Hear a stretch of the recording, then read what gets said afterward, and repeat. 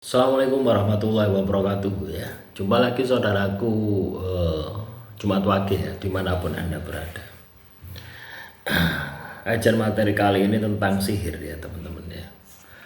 Orang katakanlah terkena sihir itu yang diserang ya. Ya memang pada dasarnya adalah musuh utamanya gitu loh ya. Misalkan dalam satu keluarga ya ada 5 orang ya.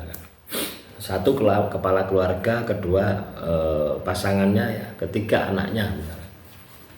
Itu jangan berpikir kalau misalkan yang diserang anaknya ya itu semua tidak keserang, semua keserang ya. Siapapun yang dalam satu rumah itu kena dampaknya, kena serangannya gitu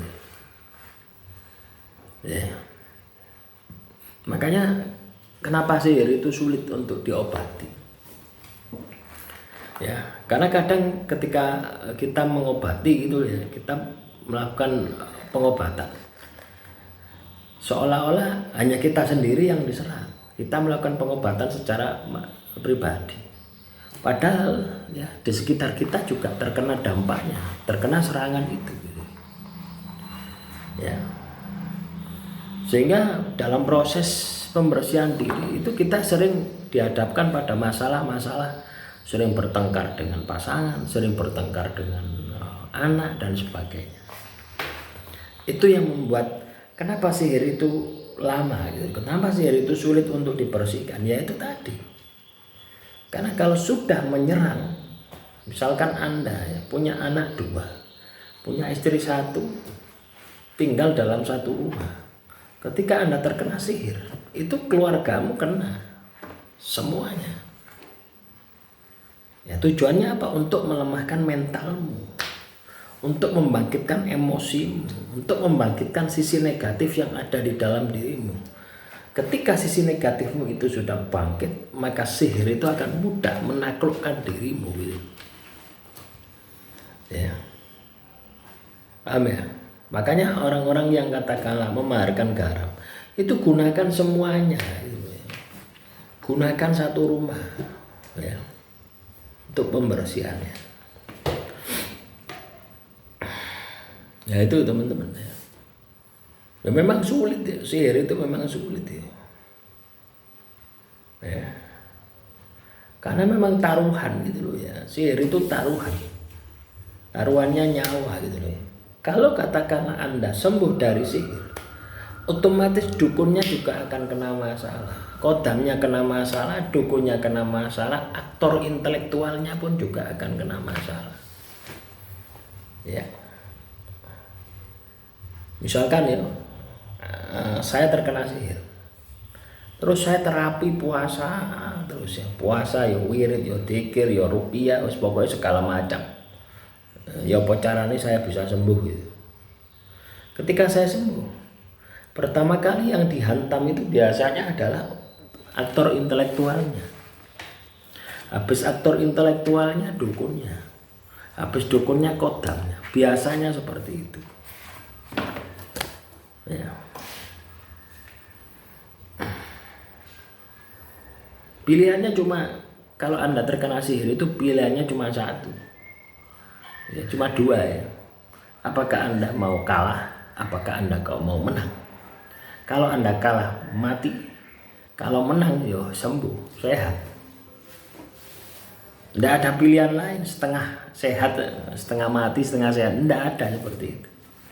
Ya, memang tujuan dari orang melakukan sihir teluk sadar itu menghancurkan sehancur-hancurnya. Lah menghancurkan sehancur-hancurnya itu apa? Kematian gitu. Dan yang bisa menyembuhkan sihir itu hanya spiritualmu gitu. Spiritualmu kepada Tuhan gitu loh. Melalui proses-proses gitu ya. Bisa melalui proses ruqyah, Anda berobat ke sana kemari, itu kan bentuk daripada ikhtiar yang Anda harus lakukan. Gitu ya. Ya. Dan kita hidup di dunia ini itu tidak terlepas ya, tidak bisa lepas dari gangguan makhluk halus. Percaya atau tidak percaya, coba kamu misalkan punya masalah dengan pasanganmu gitu, sampai kamu bercerai, mesti ono sihir.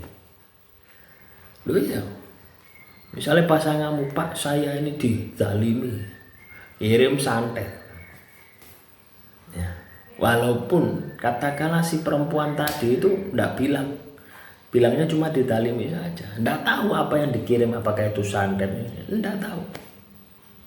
Itulah masyarakat awam itu seperti itu ya.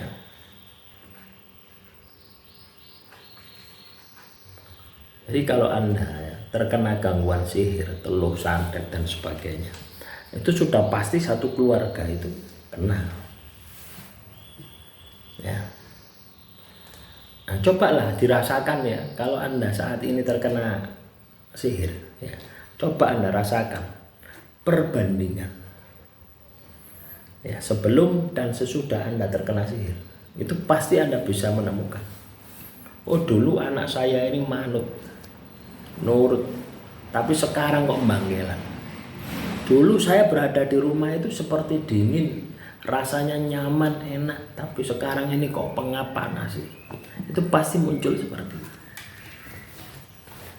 Nah inilah yang perlu Anda tindak lanjuti.